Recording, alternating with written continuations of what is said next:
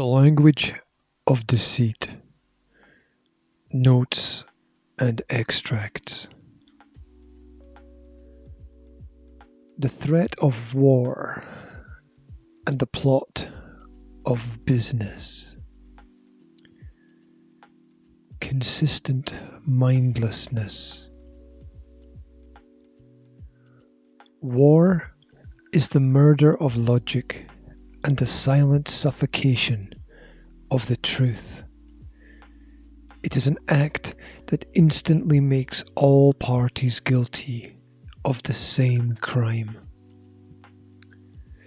The perpetrators make a casualty of the truth of the matter and go to any means necessary to paint two definitive roles: the white hats and the black hats. We are always good and they are always bad. We are always in the right and they are always in the wrong. We are always the victim and they are always the doer of evil deeds. The media exists to ensure that this fantasy is portrayed as accurately or inaccurately as is needed. All they need is a good picture and a neat and tidy headline.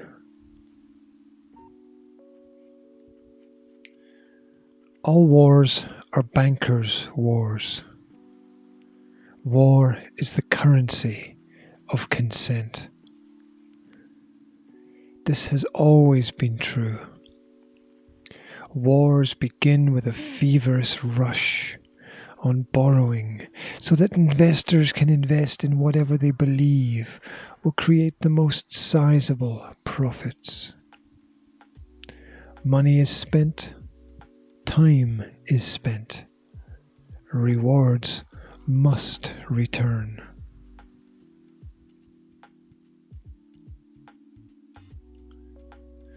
Nothing is ever as wasteful and erratic as the spending of a government in search of aggrandizement and praise.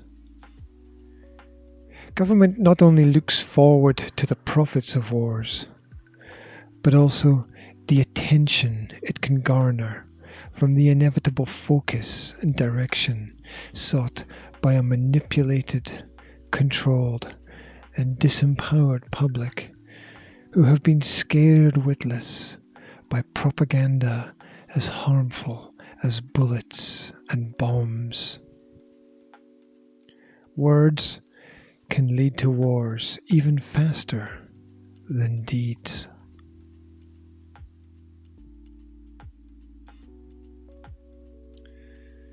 The average person seeks to avoid all conflicts where necessary. They seek a quiet life of happiness in relative solitude. The quest for company is often unproductive as the self easily gets lost in the madness of crowds. Tragically, it is always the people who pay for the mistakes of the government. National debt is the most exhausting and lasting product of most conflicts. It's paid for in the present through the endless need for health care to patch up and repair the victims of the crime, and paid for by the children who will grow up believing that the poverty of debt is inevitable in the debris of society. Wars make millionaires faster than any other means. Bankers turn blood into gold, just as ministers turn policy into profit. The centuries-old subversion of religions into allowing preaching for profit has done little to quench the bloodlust and has thrown fuel on the fires of patriotic feverishness and just cause. War is control. Control of the mind and the body and the spirit. Control of the territory and resources. Control of the reason and result. Control of the narrative. Control of the act and the actor. Control of the playwright and the play. Complete control of the singer and the song, or the hymn and the hymn sheet.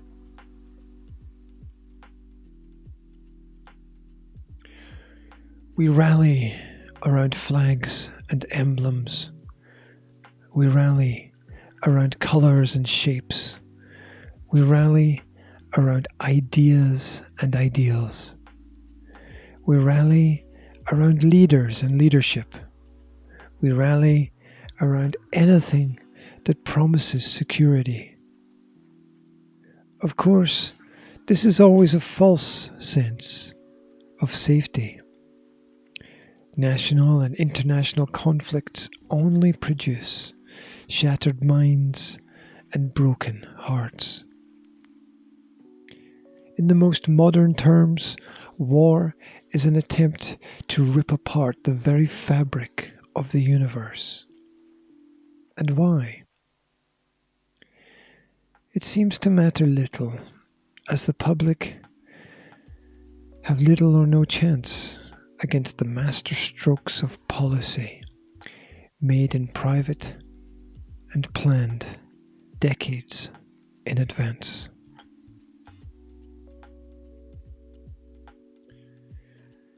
The greatest cause of war is not out there somewhere. It is in the mind.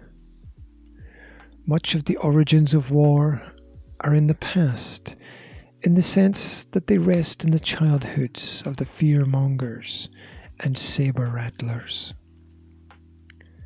The child who receives no attention at home cries out for it across society. The bully bullies because he himself has been bullied, and that is all that he knows. Those most abandoned either reject society completely, or they seek perpetual adulation. There is no cure for such problems except understanding that the clock can no longer be turned back any more than the words spoken can be unsaid, or the punch can be unthrown.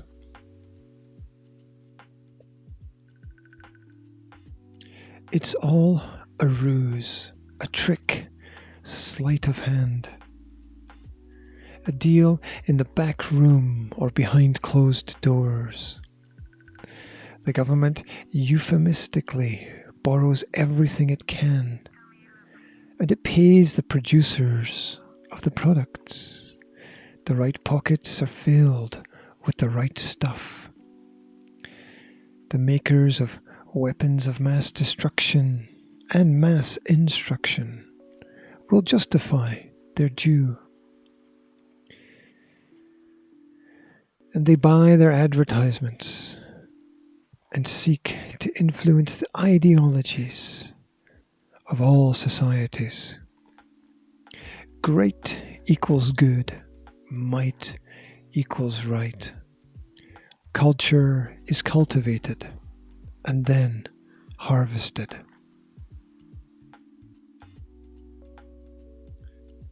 The press applies its pressure. The pen is as poison-tipped as the sword or dagger. The knives are kept sharp. The media is as dangerous a weaponized medium as has ever been created. We are either manipulated or bought, sometimes for big gains and sometimes for small change. Everybody wants their piece of the action or their slice of the pie. And the costs, well, they can be counted later.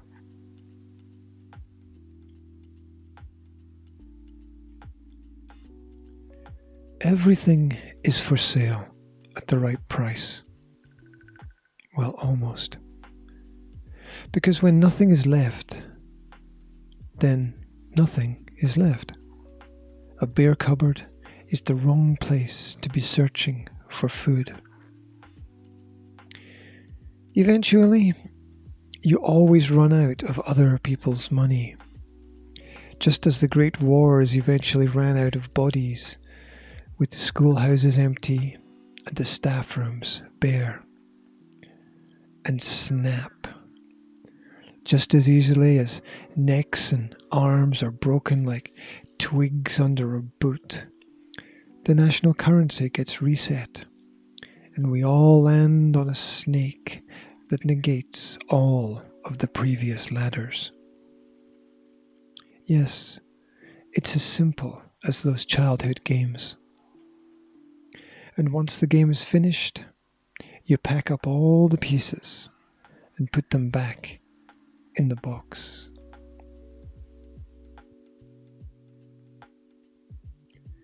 As war drags on, as the bodies pile up, as the people tire, they more increasingly search for guidance and simplicity and a way out. They want their freedoms back. They want their lives back. They begin to seek the answers to what they don't know from who they know. An error? Perhaps. They turn to the titans of industry, the overlords, and ask them to revolutionize society so that governments will be replaced with a more effortless and seamless process.